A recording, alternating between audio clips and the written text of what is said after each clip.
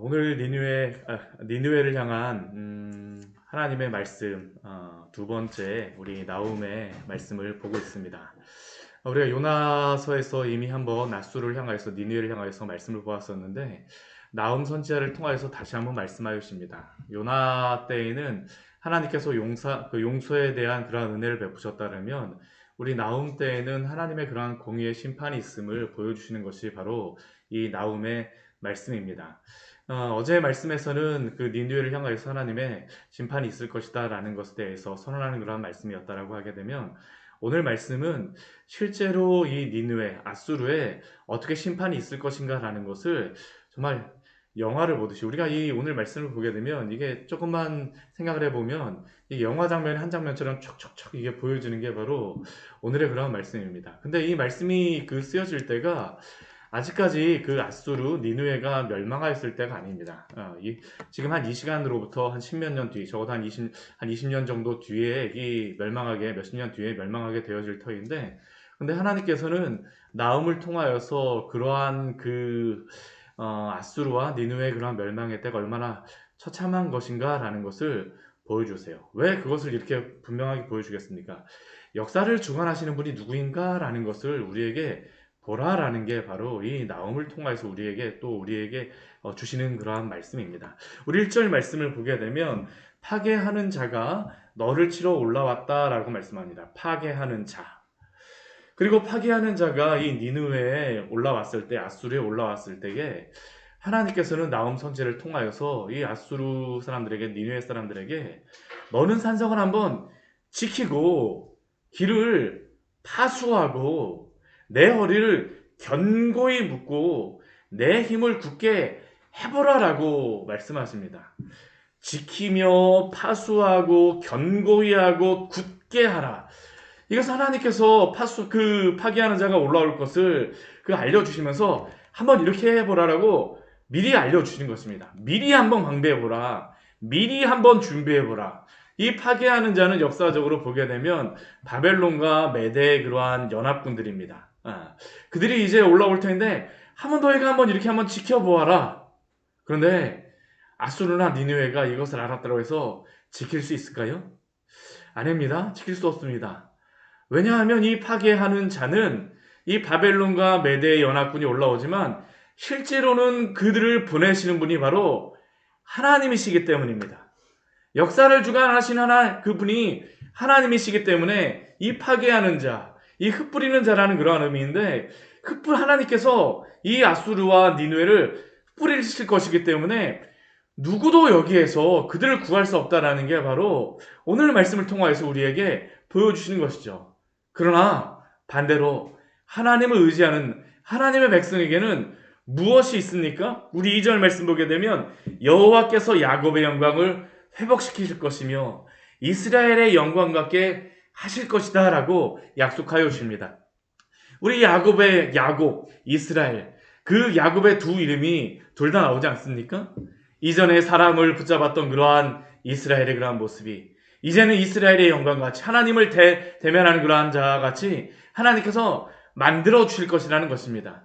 하나님께서 그들을 구원하시고 하나님이 그들을 지켜주실 것이라는 겁니다.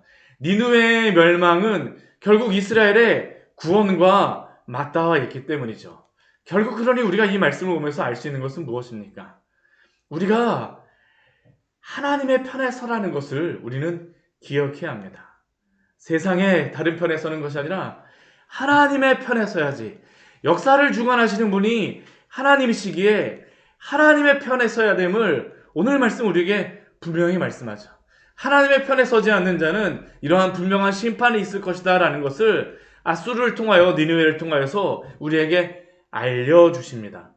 그렇다면 이 니느웨에 쳐들어오는 그 병사들, 이 모습은 어떠한 모습일까요? 우리 말씀을 보게 되면 이 상황들이 이제 보이기 시작합니다. 우리 3절 말씀서부터 보게 되면 아주 그것이 분명하게 보이죠. 용사들, 이 쳐들어오는 용사들이 붉은 방패를 들었습니다. 그 무사들의 옷도 붉은 옷을 입었습니다. 정말로 그들이 입고 있는 그러한 옷들과 방패가 붉다라는 것. 이 전쟁에 승리하였다는 이 불다라는 것은 전쟁에 승리하였다는 그런 의미도 있고, 실제로는 전쟁에 승리하면서 그 죽인 그러한 병사들의 그 피들이 튀어 있는 그러한 모습이라고도 할 수 있죠. 그 항오를 벌이는 날, 이 전쟁이 벌어지는 날, 병거의 새가 니느웨 성 안에서 번쩍번쩍합니다. 노송나무의 창이 막 요동하고 막 찌르고 막 하는 그러한 장면들이 보이고 있습니다. 그 아름다웠던 니느웨 성. 이전에는 한 번도 그 니느웨 성이 침략당하기보다는 다른 나라의 이 니느웨 사람들이 침략하였었는데, 이제는 어떻습니까? 이 파괴하는 자들이 올라와서 그들의 병거가 미친 듯이 막 거리를 달리고 있고, 대로에서 이리저리 막 빨리 달리며 그 모양이 횃불 같습니다. 태양에 비치는 그러한 그 병거의 그 모양들이 막 횃불 같고, 빠르기가 번개 같고, 정말로 이 니느웨가 풍전등화의 그 상황 가운데 처해 있다라는 것을 알려주죠. 그러니까 이 니느웨의 왕은 어떻게 하느냐? 어떻게든 막아야 됩니다. 그러니까 우리 5절 말씀을 보게 되면 존귀한 자들을 그가 생각해냅니다. 여기에 있는 존귀한 자들은 누구겠습니까? 역전의 용사들이죠. 여태까지 아수르가 전쟁에 승리하면서 이 아수르의 전쟁에 가장 앞에 나왔던 그런 이들에게만 전쟁을 맡기면 그래, 이길 수 있어, 승리할 수 있어 라고 하였던 그런 믿을 만한 사람들, 그 존귀한 자들을 생각해냅니다. 그리고 그들을 그 니느웨를 막도록, 이 아수르를 막도록 내보내지만 어떻게 합니까? 그들이 급히 성에 이르러서 막을 것을 준비하고자 하지만 그 앞에 보게 되면 그들이 엎질러질 듯이 달렸다라고 말합니다. 그들의 실수가 있었음을 우리에게 말씀하여 주는 것이죠. 이 존귀한 자들도 역전의 용사들이지만 실제로 자신들의 성이, 자신들의 수도가 이렇게 점령되는 것을 보자 긴장하고 실수 연발을 하고 있는 것입니다. 그리고 그 가운데 어떤 일들이 벌어집니까? 강들의 수문이 열리고 왕궁이 소멸되었다라고 말씀하고 있습니다. 이 니느웨가 멸망할 때, 그 멸망하는 그러한 모습을 유추하는 것에 무엇이 있냐면, 이 니느웨가 이 강에 둘러싸인 그러한 도시인데, 그 앞에 이렇게 큰 강이 흐르면서, 그 니느웨 성과 함께 이 안전한 그러한 성이었다라고 이야기를 합니다. 그래서 보통 때에는 강들이 막아주기 때문에 니느웨 성을 점령하기가 힘든데, 이때 점령하는 그러한 자들이 어떻게 했었냐 하면 이 티그리스강 내려오는 그 물줄기들이 수문들을 이 강물을 방향을 바꿔버려 갖고 이 니느웨 성 안에 홍수가 일어났다라고 생각을 합니다. 그러니까 이전에는 그 니느웨를 지켜줬던 그 강들이 어떻게 합니까? 이제는 파괴적인 물이 되어지는 것이죠. 강들의 수문이 열리면서 이전에 그들이 지켜주었던 강과 또한 튼튼한 그러한 성이 이제는 어떡합니까? 아무것도 그들을 지킬 수 있는 것이 없다라는 것을 우리에게 보여주고 있습니다. 그들이 의지하였던 존귀한 자들, 또한 그들을 막아주었던 강과 성, 그들이 자신들을 지켜주리라고 그렇게 철석같이 믿고 있었지만 하나님이 심판하시는 이때에는 어떤 것도 그들을 지킬 수 없었다라는 것을 오늘 말씀은 우리에게 분명히 보여주고 있죠. 그러니까 결과적으로 어떻게 됩니까? 우리 7절 말씀 보게 되면 왕후가 벌거벗은 몸으로 끌려가고 모든 시녀들이 가슴을 치며 슬피 우는 모습들. 이것은 오늘 우리에게도 큰 경고를 줍니다. 아무리 우리가 우리를 보호하기 위해서 여러 가지 울타리와 그러한 보호하는 것들로 우리를 보호한다 할지라도 우리의 인생의 마지막 때에 하나님이 치시게 되면 우리의 인생이 마무리할 때 그 무엇이 우리를 지킬 수 있겠습니까? 단지 이 세상의 보호막과 우리의 울타리는 하룻밤 만에 아무도 소용이 없음을 오늘 말씀은 우리에게 말씀하여 주죠. 그렇게 우리는 어떻게 됩니까? 우리의 인생의 마지막에 우리의 그러한 것들을 지켜줄 하나님을 의지해야 되겠죠. 날마다 깨어서 있어야 될 줄 믿습니다. 누가복음 12장 말씀에서는 풍년이 들어서 곡식 쌓아둘 창고가 없다라고 했던 그 부자의 그러한 그 이야기가 나옵니다. 그가 그 창고를 지으면서 그가 이야기를 하죠.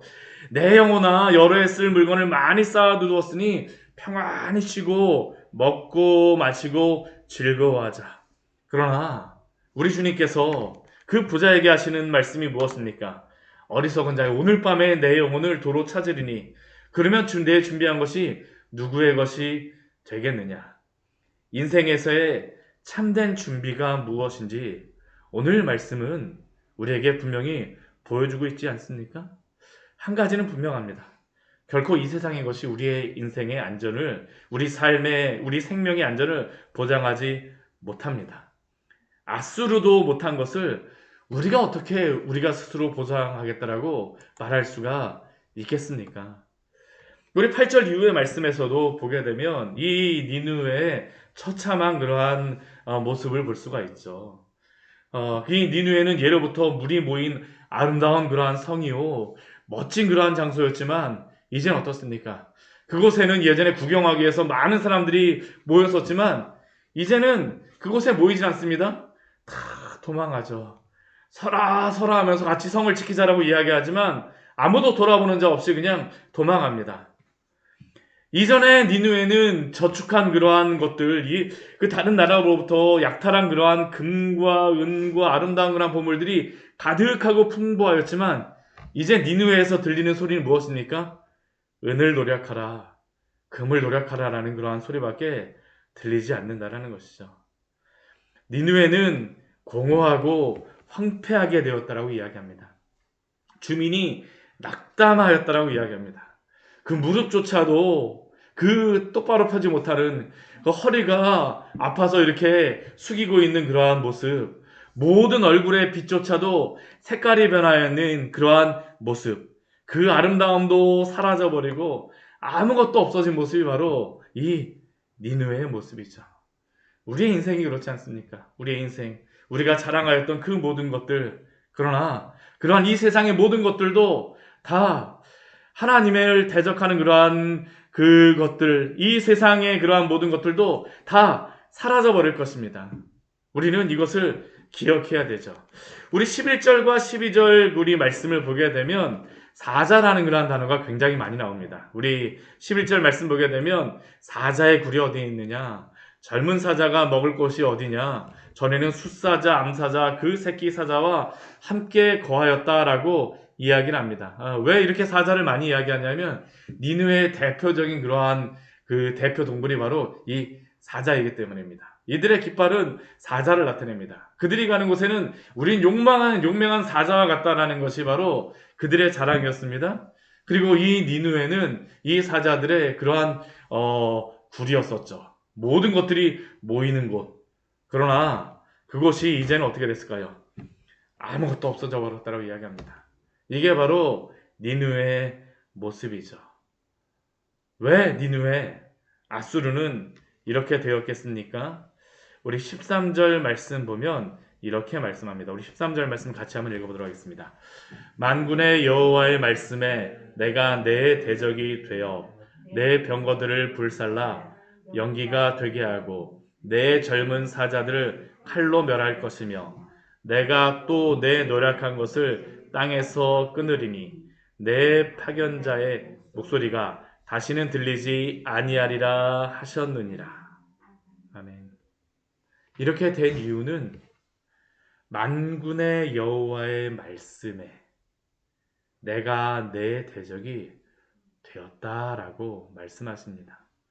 하나님이 니느웨의 대적, 하나님이 아수르에 대하여서 대적하시기 때문에 이렇게 되었습니다. 그들은 자신이 스스로를 생각하기에 우리가 이 세상의 주인이라고 생각했습니다. 근 100여 년 동안 아수르에 대항할 수 있는 나라는 어떠한 나라도 없었습니다. 심지어는 이 아수르가 애굽의 그러한 수도까지 다 점령하였던 것이 바로 이 아수르입니다. 그 주변에 아수르에 대항할 수 있는 나라는 한 나라도 없고 아수르는 자신이 이 세상을 다스리는 그러한 나라요, 그러한 힘이요, 능력 있는 자들이라고 자부하였지만 그러나 하나님이 악을 행하는 아수르를 대적하니 그들이 쌓았던 모든 것은 다 무너져 버렸습니다.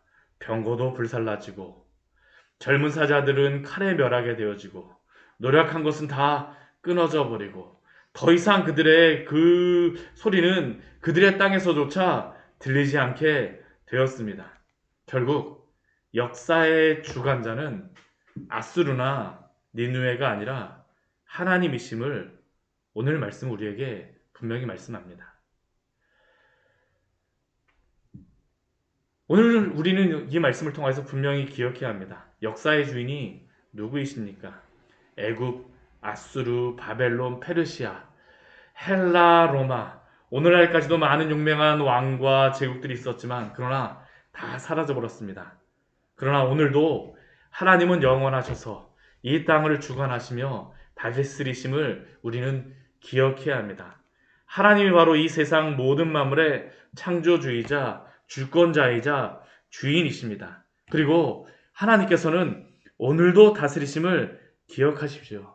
그렇게 오늘도 하나님의 편에 서서 그분을 믿음으로, 그분을 의지함으로 주님과 동행하시기를 축원합니다. 같이 기도하도록 하겠습니다. 하나님 아버지, 오늘